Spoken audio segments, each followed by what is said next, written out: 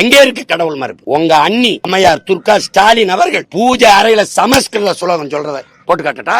அத்திவரதர் கோயில்ல குடும்பமா நின்று கும்பிட்டீங்களா இல்லையா? கோயிலா போய் நாங்க 1999 கோயில்ல குடமுழுக்கு நன்னீராட்டு, அது கூட தமிழ் கும்பாபிஷேகம் பண்ணது நாங்களா நீங்களா? நான் முருகனை தொட்டேன், என் தமிழ் இறைன்னு.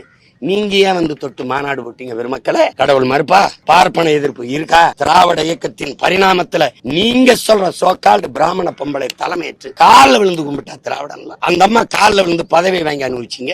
நீங்க சாதிக்க முடியாத, பெரியாரிஸ்ட் சாதிக்க முடியாத அந்த அம்மா செஞ்சுச்சு. நீங்க சொன்ன பார்ப்பன பெண் பொது தொகுதியில நிறுத்தி வெள்ள வச்சிச்சு. நீங்க ஆராசா அண்ணனை ஒரு தமிழனா பார்க்காம தாழ்த்தப்பட்டவனா பார்த்து தூக்கி கொண்டு நீலகிரியில நிறுத்தினீங்க. நீங்க சமூக நீதி, சனாதன ஒழிப்ப பேசுவீங்க.